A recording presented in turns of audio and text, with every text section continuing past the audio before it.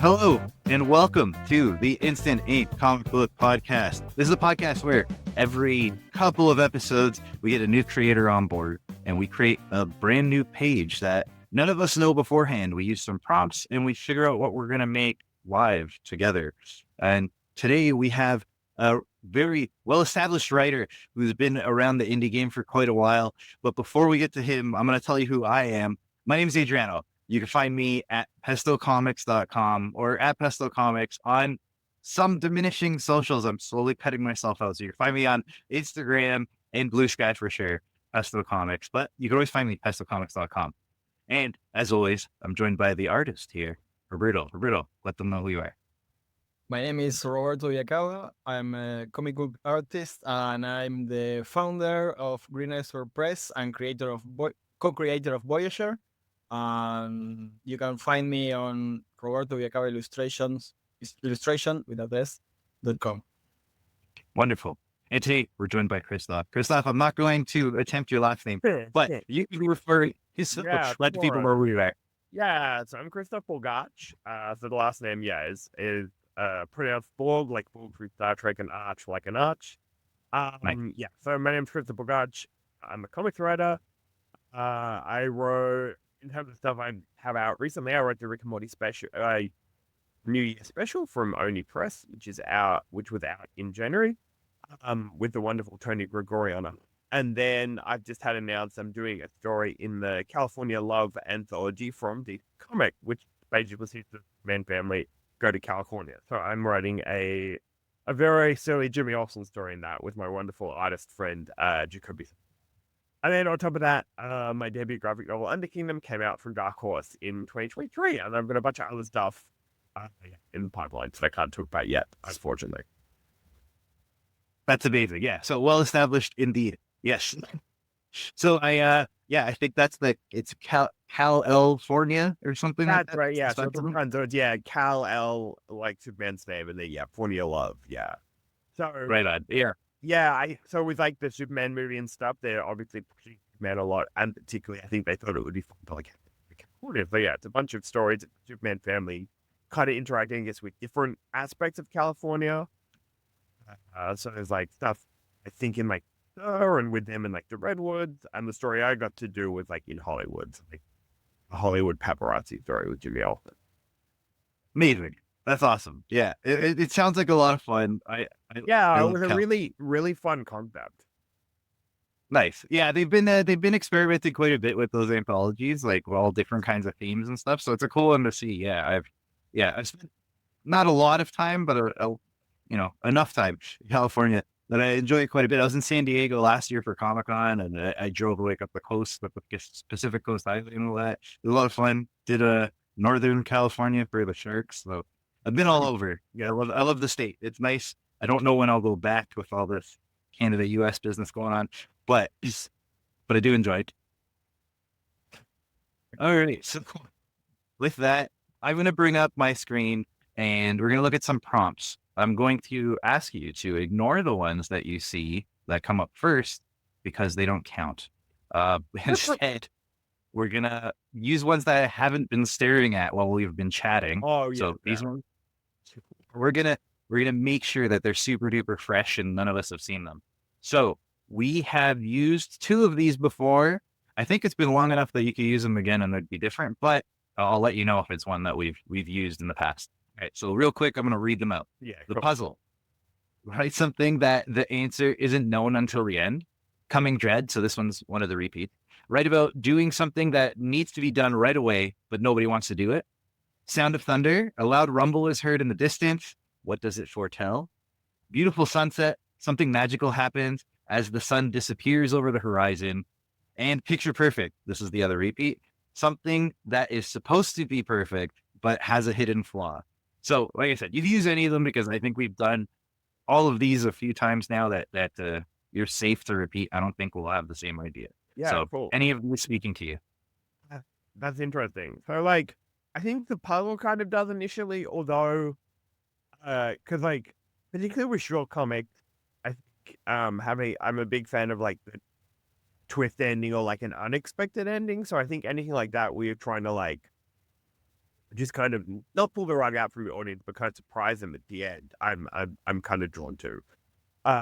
Although my concern is, given that we're the time frame to do that well. But I want maybe the Sound of Thunder, because there's a lot to work with there in terms of it's quite open ended in terms of what we can do genre wise. Yeah, right on. All right, so we're going with Sound of Thunder. You can mix them if you want to. If you get an idea that kind of incorporates both, by all means, we can do a combo one. But I think Sound of Thunder is the one that you're sounding more comfortable with, right? Right on. Okay, so I'm going to kill my screen so that Roberto can share his, and he likes to think out loud and doodle while we talk. So I love that. We're good to see what he's doing. But yeah, okay. So Sound of Thunders. So keep in mind this is a one page. So any surprise. I was about to say that's what I figured. Yeah, and I also think I don't know. I always find trying to figure out how to communicate in comics is always interesting. Because obviously you have sound effects and stuff, but they to me always read as a little bit silly and hyperbolic. So when you're trying to sell a sound that's meant to be sinister or foreboding or heavier, I feel you're really reliant on character emotions and showing the characters reacting to the sound. I almost feel I don't know, the only thing that kind of instantly comes to mind is having a character reaction in the first panel, you close up on a character kind of reacting to the sound, right? Looking scared or concerned. So we're going the horror route with it. Yeah, I think so. Especially when you think about thunder, right? It's kind of the thunder itself is harmless, but it's a precursor to lightning, obviously, which is a dangerous. So I kind of like that idea. I think you're right. I think it kind of lends it towards horror. Yeah, for sure. So the question is it so setting wise, is this a indoor setting, outdoor setting? Great question. Is it someone on a boat in the middle of the ocean? You know what? I like the boat. I feel particularly for horror inspiration, I feel any kind of more self-enclosed space, it's just easier to create horror in. Yeah. So I'm so impressed by how quickly and how wonderful that fate looks, given that it's taking you 10 seconds or better. That's buckle. Yeah, I like the boat. The boat is cool. And I'm a big fan of sea monsters and nautical horror in terms of I think the ocean is just so wonderfully inherently terrifying. Yeah, right. It's so much open, unknown space out there that who knows what's actually out there, right? Yeah, for me about the just how little of the ocean we've explored. Something we've explored. No, surely no, but we've explored more of space because that doesn't make any. But maybe it's we know more about.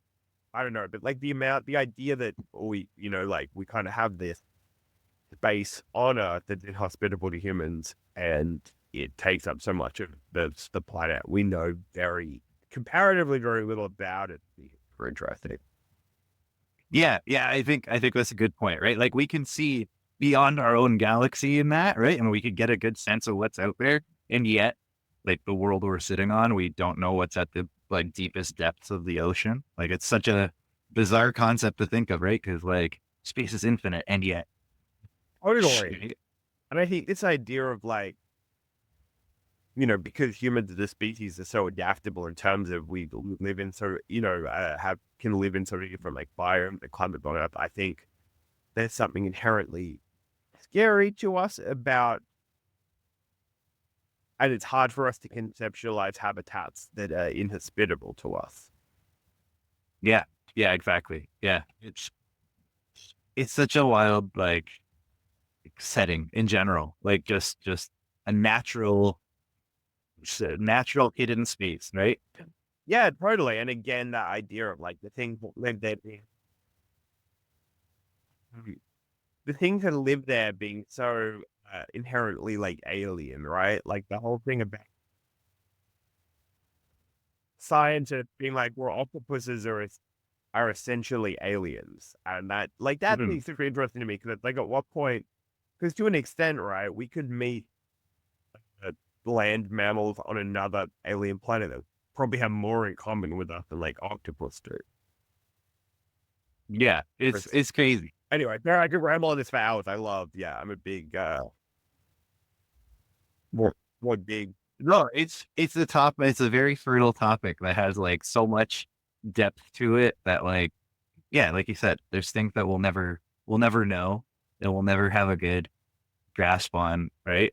And it just because there's places that are completely inaccessible, right? Just based on the technology we currently have, which again is wild given we've seen space out so far, and yet we don't know what's under us.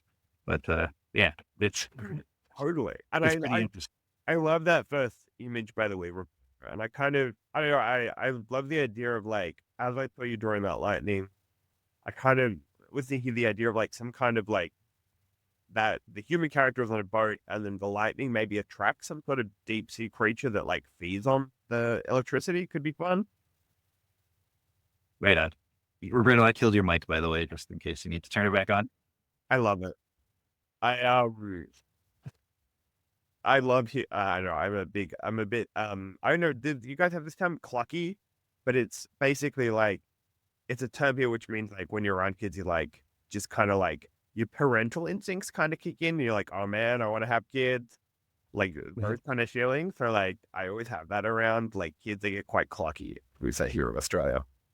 Interesting. Like I've a never mother heard. right? Is kind of the connotation. Yeah, yeah. Interesting. Yeah, Interesting. no, it's like- We don't have too many of those like idioms here, I don't think. At least not in terms of like parental stuff. I can't think of anything. I mean, I don't know. you never know what's like gonna translate in terms of what of what is like a universal term, particularly now with the internet, and what is just like colloquialisms. Yeah, yeah, exactly, right. And I feel like those are dying now because we're all, look how easy it is. We're speaking across the globe right now, right? So it's like we're all kind of stealing each other's language a little bit here and there. So I feel like the localisms are slowly fading, but who knows? Who knows with the way the world's going, and maybe we'll all be in the dark I'm loving talking to that each other. Roberto. This is incredible. It's really quite a treat to be able to like watch you in real time. And the fact that you can do this in real time is pretty exceptional. Like the fact that your kind of brain works so fast, and also the fact that you kind of the way you conceptualize it all kind of as a page, right? As a one artwork is super interesting and like very. I don't know. I feel like a lot of comic artists, or at least like visual, people working like the visual space method included, often you're thinking one panel at a time. So the fact that you kind of can think of it as like one, it feels like as you're expanding on it, it feels like it was always planned to be like one image. It's really quite fascinating. Yeah, I think this is the fun part of the experimentation. There is no like a clear goal. I can do anything at this, and this is not fixed. We can change No, I love sizes. I love that. And I'm a big fan of like, particularly in comics, right? Like the point is, it's inherently collaborative. So I like the idea that it feels very improvisational, right? It's like you draw something and then I can kind of like follow where you're leading and vice versa. It's really nice and freeing, especially from like the usual process, of scripting, which is so isolated. Yeah.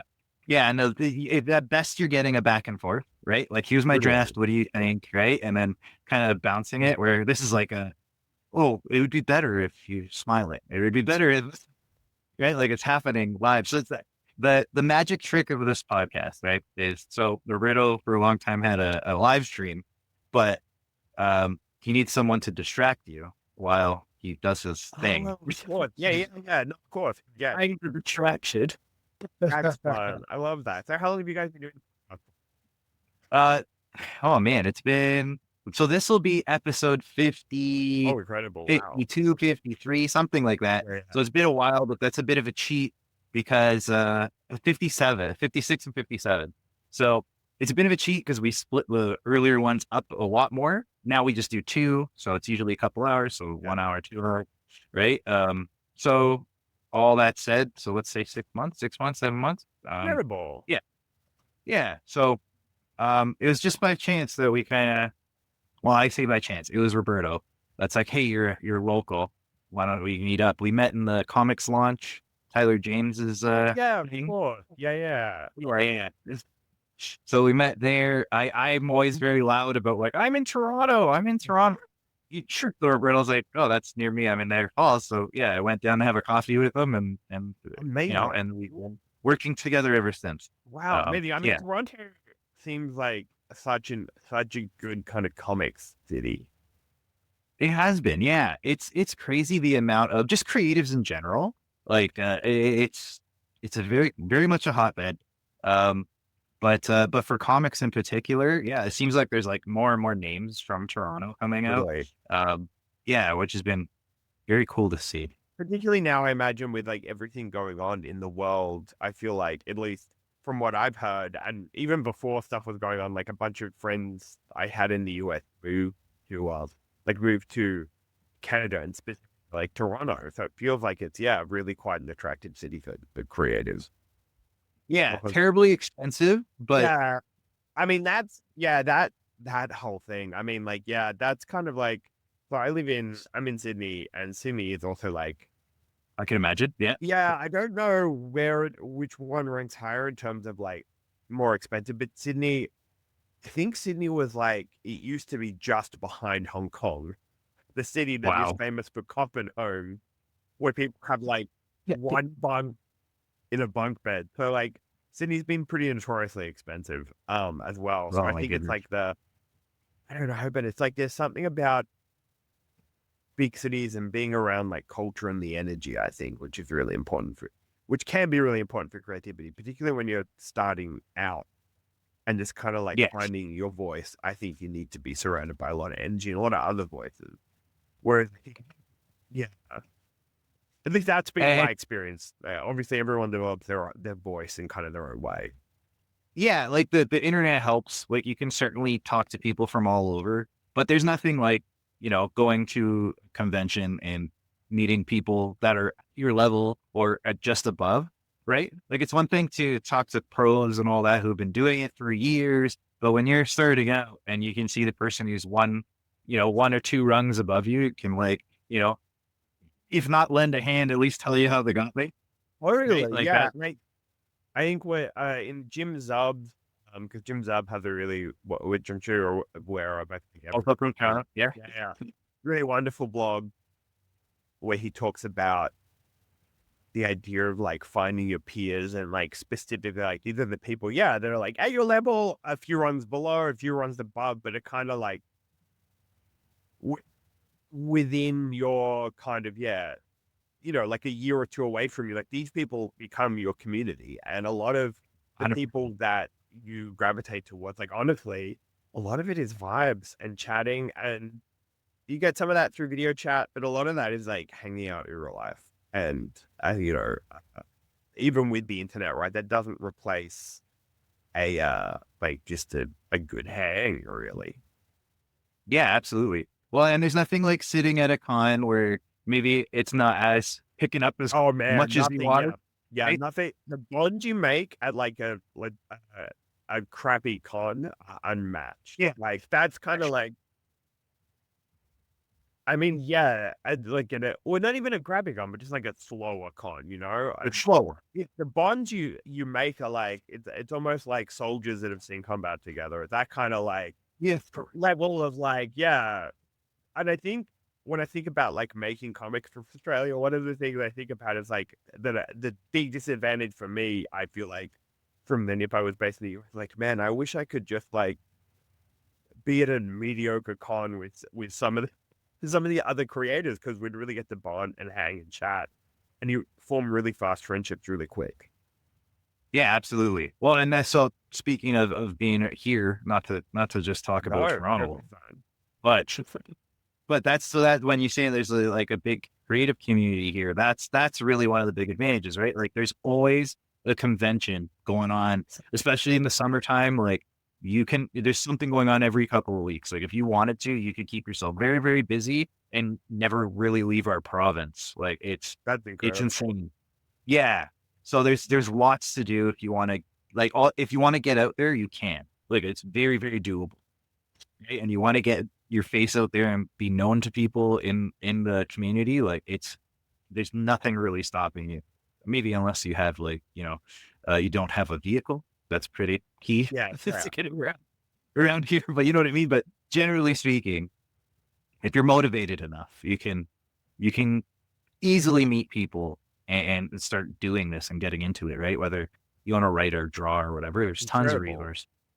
Yeah. So Yeah, I it's mean, Canada seems like the wonderful kind of in between of like living in the like getting access to the States, but also like access to like a larger just, because people often ask what it's like making comics in Australia. I think I used to when I first started was kind of like, oh, we just have a small population, but like the same percentage of that population likes comics as it does in like the US and Canada and stuff. And that's the more I do it, the more I realize it's not the case. I mean, I think Mhm. in at least in the US, right, comics is either just within or like very much touching on popular culture, whereas here it's very much in a niche. It's very much Yeah. like a niche uh art form. Um and there's not as many people who are interested in comics, not as many events, and it's just everything's just like a little bit smaller, which is Canada seems to be like that nice kind of in between point. Especially because I know Canada has a pretty rich comics tradition as well. Yeah, absolutely. We really do like to support our own when we hear that there's, like, oh, they're Canadian. Okay, Really. let's back them up, right? So there's a lot of that going on. And I do find though that so for me personally, like when I do sales on Kickstarter, it's still 80 to 90% going to the US, right? Like Yeah, no, as much. Sorry, go ahead. that's exactly the same when I've done Kickstarters. Yeah. With the exception of I think Meet for Burgers, which ended with Beck, who's a UK artist, but I think that might have been like 50% UK, just because that's kind of where Beck's Okay. audience is. But yeah, when I do like Requiem Kickstarters, Mhm. it's the lion's share is going to the US, and that feels like a lot of where kind of the audience is. Yeah, they just I mean the US has the consumer base, I guess, right? Like there's just so many people with disposable income ready to spend. Yeah, Right? that I don't know if it's a totally. living thing or what it is, but yeah, they seem to be much more free about what they back. Yeah, no, totally. I mean, they're definitely kind of like I don't know if it's like without getting too like in the weeds and into like depressing territory. I don't know if it's like a consumerist culture, what it is, but it's just such a, I think people don't kind of realize when you work in publishing and specifically comics, just how pivotal and important the US is.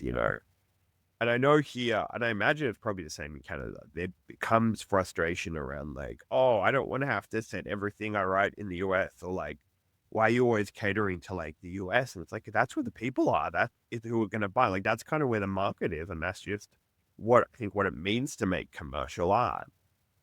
Yep. Yep. Yeah. And so I'm always wrestling with this myself because I stubbornly use like sort of Canadian spelling, so like proper English.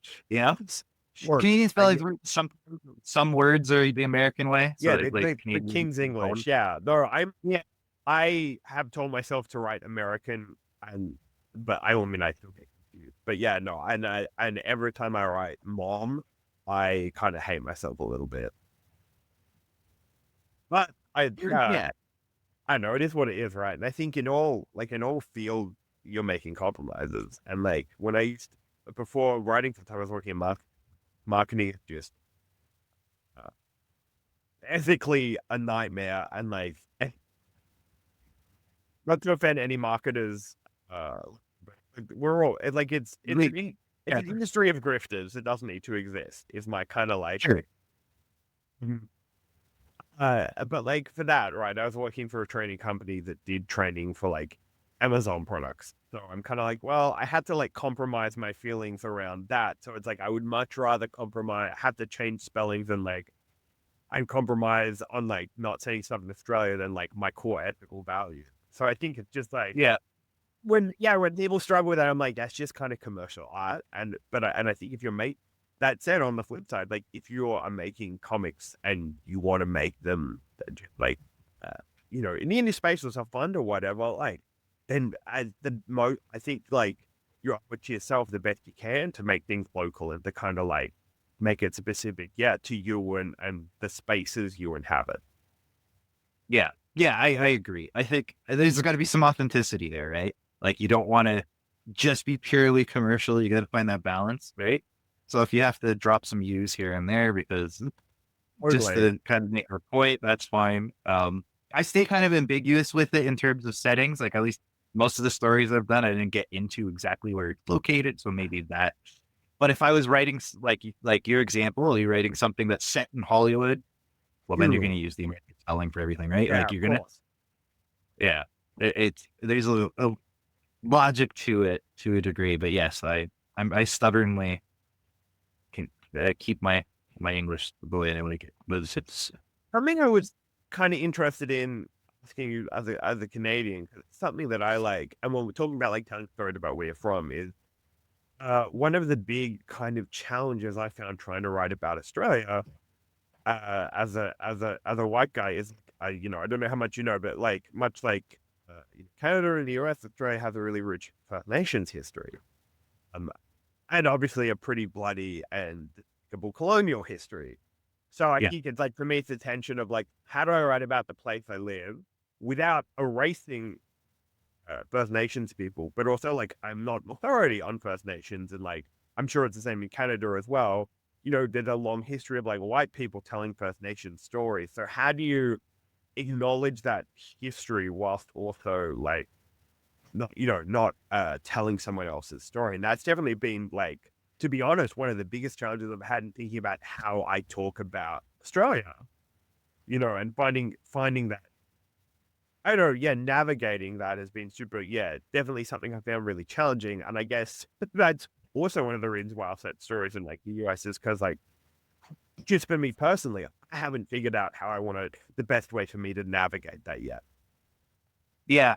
I find I feel like it's from our point of view, at least. So Toronto in particular is like the most multicultural, and Toronto I say in the broadest way possible. Like Yeah. Toronto, the area is the most multicultural city in the world, right? Like there's people from literally all over.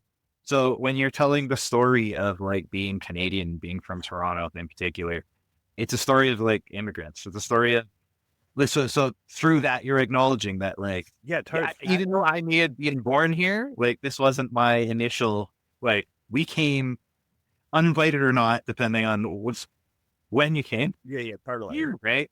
But like, this wasn't our initial land, right? We acknowledge that, but I personally was born here at this point, right? So Yeah. it's a hard thing to juggle, right? No, but I feel like Well, that's probably a better way of looking at it, right? It's like, yeah, because I think, and it's interesting because obviously we're at a point in culture, like with right, well, our own voices stories are really big, yeah, and I think this is definitely a thing with like a lot of like white writers. Let's be honest, hacky white writers, will they'll be like, oh, I can't write about this or that or whatever. I thought I love your perspective on because you're right. Like it's like I think it's very easy to get caught up in like what we can't say as opposed to both on. Oh, I actually have a lot of authority to talk about this and that and like and I think that's such a wonderful thing about the Own Voices movement is that it forces everyone to step up, right? Like yeah, right. Like you're not claiming anything at this point, right? Like, because I totally. think that to your point, the hacky people are like manifest destiny. Like it's our land that we discovered. There was no one here before, right? And it's not that. It's like no, I'm like my parents were not born here. They were born elsewhere, and they came here as as Totally. immigrants, and right. I'm the next generation of that. So yes, I'm Canadian, but there were Canadians long before there were any of the Canadians that are now here, and so it's that kind of thing. It's like coming at it from I can only tell my point of view, you know. Totally. No, that I Um, love that. Yeah, yeah, yeah. No, that's a really wonderful way of putting it. Yeah, especially as someone like me who just tends to like overcomplicate it when I think about like talking about what it's like to like be from Australia and like live in Australia. Yeah. Yeah. It's tough, right? Like, cause you don't want to, like, you still, as a writer, you want to tell stories that it's not just about me all the time, right? But it's always going to be through your point of view, right? And as long as you're acknowledging that and understanding that, like, your experience is your experience, and that's always going to color everything you're writing, right? Whether you want it to or not, like, No, it's just 100%. right. It's just what it is. So if you have that understanding, I think it relieves you of that sense of responsibility that I have to know everyone's experience down to the bone. Like, sometimes it's just not my story to tell. A lot of Oh yeah, times, right? of course. Which is, I think, one of the most important things you can kind of learn as a young creative. I think it's like when to be like, no, I'm not touching that. Yeah, yeah, and that's the key. And I think that's what a lot of the arguments were initially, because those folks being like, "I'm going to tell your story because Yeah, we totally. haven't heard their story before, and I'm the one to." Well, no, right? Like, maybe you're not the best one to tell this story. Maybe you hand it off to the people who've experienced it, and we can hear from their And I point. think it kind of speaks to different, like, I don't know, like, obviously a lot of it, I think, the people can be like process driven, right? Because like for me, I'm a very kind of like my writing always comes from a place of like even with the comment we did today, like of what are my like current interests? What are my like current feelings? What is my like current emotional reality? And that's kind of where I draw from. Whereas I know a lot of other writers will be like, what am I interested in? And they'll do like a deep dive and a very kind of like research driven, which I'm kind of Yeah, far too lazy for that. So for me, like telling other people's you're stories informed by mine. isn't an issue because, to be frank, I don't want to put in the work. Um, Whereas, like, I think for some writers, and a lot of the writers that are like, yeah, pushing back on like the own boy thing is like, I guess it can be a little bit of a process. You're like, well, my process is I find something I'm interested in and research the hell out of it. And like, are you telling me I can't be interested in this thing? So so I think part of it as well is like a process issue and like a step back to like what I have to like rethink my process, or like I have to be a little bit more measured, or I have to be like a little bit more discerning in like what I decide to like go after. But I think you again, your point was really valid of like you can still like look into things, like as a white person, you can write about colony, but you just I'm not writing it about from the perspective of someone who's been like oppressed by it. You're writing from the perspective of someone who is dealing with the complication and maybe personally, you know what happened was despicable and inhumane, but you're also like benefiting from that system. Like so that is, I guess there's always an angle to which you can write about something. Yeah, exactly. Right. And that's exactly it. Like, you're still acknowledging it. Like, it's not like, again, like you said, the hackier of the bunch would either just co-opt that story, right? Yeah, exactly. That's where all the drama is raised. That's the argument. So I'm going to do that story. Or you could do the work, right? And decide to look at it from, okay, like, maybe historically we were the bad guys. What does that mean for me now? Who, I did, like you said, I didn't have any part in it, but I'm definitely benefiting from it Yeah, to this totally. day, And yeah, right? What does that work like?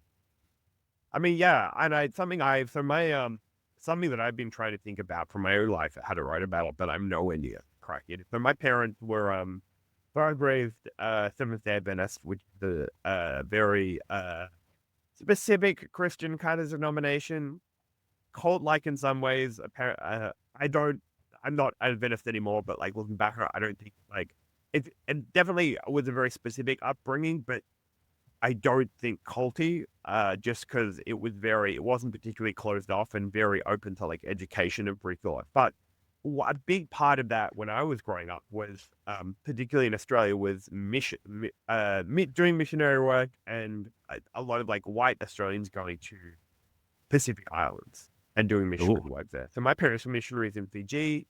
My cousin's parents were missionaries and ran a clinic in Papua New Guinea, which is, I don't know how much you know about Papua New Guinea, but it's a pretty intense place. Uh, uh,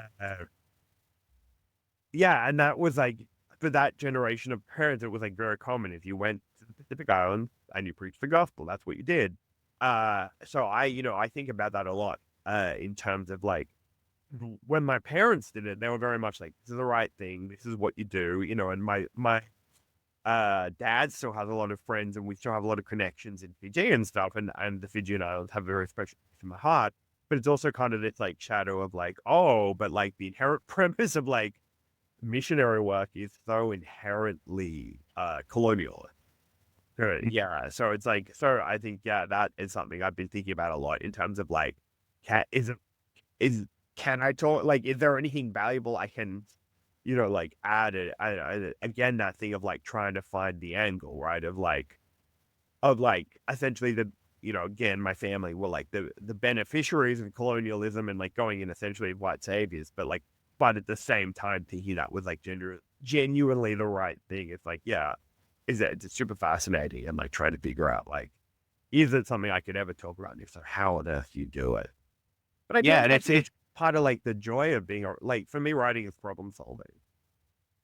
yeah, 100%, right? And it's there. It's trying to decipher where the motives come from, right? Like, is it truly nefarious? Is it just out of ignorance or out of going with the flow and like naivete? Like who knows, right? And there's so much to play with in that without just you know saying like, well, here's the story. They were the heroes. Yeah, totally.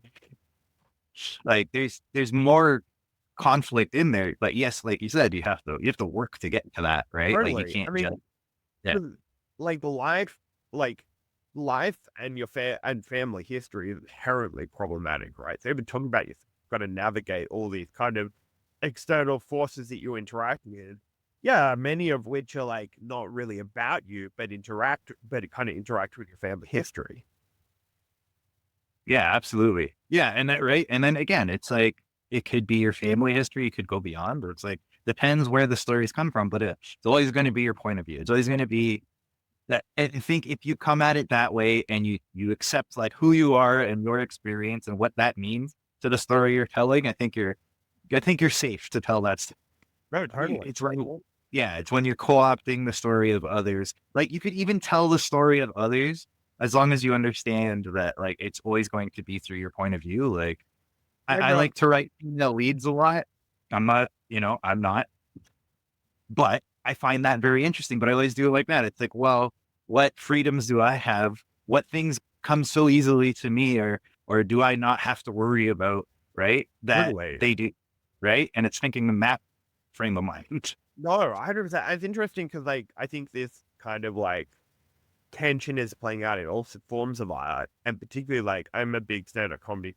Super interesting to see it because it plays out very bombastically in the realm of stand-up comedy. And uh, the comedian Anthony Jeselnik has a great quote about like comedians can like as a comedy can talk about comedy as like a mechanism can talk about anything. You just might not have the skill to be able to do it. And I kind of uh agree with that, but also, but sometimes that skill is like also lived experience, right? Like, or Yeah. comics can talk about absolutely anything, but you as just a creator might not have the lived experience and, to be frank, the skill to be able to do it. And I think that's where a lot of people get where ego kind of comes into it because people think that they can when they can't. Yes, yes, and that's it. And I think to your point earlier, right, where it's you can if you put in the work, right? Like you arguably, again, you can tell any story you want, but some are going to be a lot harder to tell than others, right? So, and part of that is having those conversations with the people that live that experience and all that kind of thing, right? And if you're not willing to do that, then maybe find something a little closer to Yeah, home, I think right? particularly like when talking about like First Nation, like from First Nation stories from like Australia, right? As well, understanding the history and the history here, and I'm sure it's pretty much the same in every country in terms of like colonialism, but like for so long their stories weren't in their control, and people were, telling stories about them or even like telling their stories without an understanding of like the context or what the story is really about, or even like, so I don't know a whole bunch about it, but I do know enough about, particularly with Australian, First Nations, Australian Aboriginal people, with a lot of their stories and stuff. There's this idea of uh, law which kind of like LORE, which comes down to the idea of certain stories can only be told by certain people. And in order to be told a story, to be able to tell a story, you have to kind of get permission from those people to be able to tell it. So there's a lot of like protocols around, I guess, the like a better word, the politics of like who can tell what stories. So, and any, there's a really wonderful series here called Dark Heart, which is part of a universe called the Indigiverse, which is a First Nations superhero universe, created by Scott Wilson. And Scott Wilson, but like my understanding is that he, goes to a lot of these different communities and talks to people, make sure that he kind of has permission to tell these stories. So he basically, is navigating these complex protocols. Whereas like if you're a white person coming in and don't know any of this, you're just gonna be like, I'm gonna tell this story. It's gonna be set here. It's gonna be about this indigenous person. It's like, well, actually, you don't know, what their protocols are around stories, what their stories are, and all. So I think that, yeah, it's like it's kind of you're a Godzilla kind of stumbling through their complex cultural tapestry. Yeah, exactly. And that's a perfect example of somebody actually like putting in the work, right? Like, again, you can tell the stories, but it's a longer road to getting there, right? Yeah. And I think understanding that, the history of how certain types of stories have been treated, I think, well, it's always super important. Yeah, absolutely. And I think the key thing too is like it's not just because like for permission or for whatever, like it's not just that you want to go to like just so that you're cleared, right? You know what I mean? Like you don't just want to go and say, okay, I'm allowed to tell this story because I asked them. I said okay. It's also like there's again authenticity, right? Totally. And I think that again, at least here with in the past, there's been kind of this feeling of white creators historically being like, oh, well, I asked and they said I could. And it's kind of like, well, that's not really necessarily how it works. And also, because that person might, like communities aren't represented by just one person. But number two, the other element of it is like, yeah, just, because you can doesn't mean you should. Like, you might not be the best person to tell that story. And I think, particularly for like a lot of white male creators, I think we're learning about how do we empower and facilitate people that aren't like us to tell their stories. And in terms of like here, my friend Wolfgang Pilsma, who runs a publisher called Gestalt and does a lot of initiative with First Nations creators to kind of bring their stories to life. A lot of what he's doing is facilitating and using his connections as a publisher and his experience as a publisher to kind of, bring all these wonderful First Nations creators to get them to make published work. So I think that is something else to think about as well for like, for white creators. Is like, how can I empower people that don't look like me to tell their stories? Yeah, is it like, coming on as an editor? Is it to help them? Is it, as simple as like, oh, this person I know is running a Kickstarter, I'll give them some tips or do shout outs. All those kind of things I think are really, really important. Yeah, absolutely. And it's like we were talking about the one rung up kind of thing, right? And putting the hand behind to bring them with you kind of thing. Like, yeah, there's, it's again, the way the world is going. It's interesting to see the pushback because it's not as though there are fewer opportunities so much, right? It's not like things are being taken away. It's more of like, it's let's just hear some different things. Everybody's complaining. We keep getting the same story over and over. Well, maybe we get to stop having the same people telling it, but it doesn't mean that nobody gets it. Like, it's not like we're doing a replacement. We're just like, let's just get more people in the tent. Yeah. Right? And I think like, something came up on my Instagram feed the other day of like a white writer being like, oh my goodness, I was looking at like, essentially the premise of the post was like looking at sub lists, submission wish lists from like agent, and they're all like, wanting like, in particular wanting like creators of color, and stories about issues that essentially like a white person can't really write about, white writer lamenting. And it's sort of like, well, they still like, you can still send your stories. It doesn't mean that they don't want to look at your stories, but this idea that it's like almost like, oh, that this excludes me. It's like, no, it doesn't. Just like, and I think seeing inclusion as exclusion, because for the longest time, white writer could kind of write about whatever and be absolutely praised for it. And now like we're being subjected to like maybe like 10% of what, not even that, of what creators of color have had to deal with, for the last, you know, forever. So it's kind of like, yeah. So that's just so funny to me to be like, if you had any perspective or empathy, you could be like, oh, actually, I'm absolutely fine. Yeah, right. Like it's like I'm on the outside this one time, and Yeah, I'm still being involved. not even on the outside. It's like, oh, you just actually have to put a little bit of work in and think outside the box. Again, like most, creators of color have had to their entire careers. Right. God forbid. Yeah. Yeah, but everyone is. Yeah.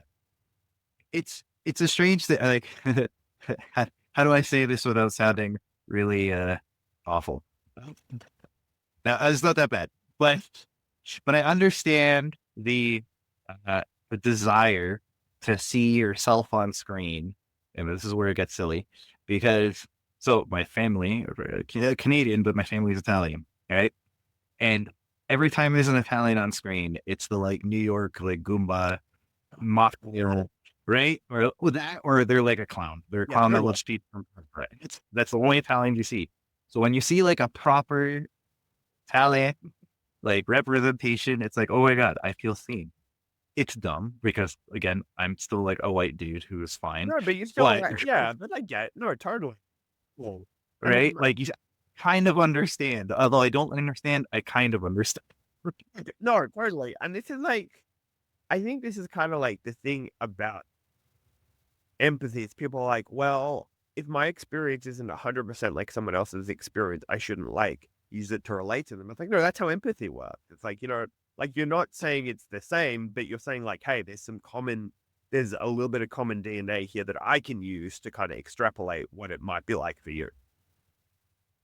Yeah, exactly. And that's, right. Totally valid. I mean, I think I feel the same, about Australian characters on screen when they're done well, and it's definitely not the same, if I was a person of color and had spent my life seeing white actors, no one like me, it's not the same, but like there's enough DNA that I can use it to like extrapolate and at least right. Like it's not as far of a reach to understand. They're right.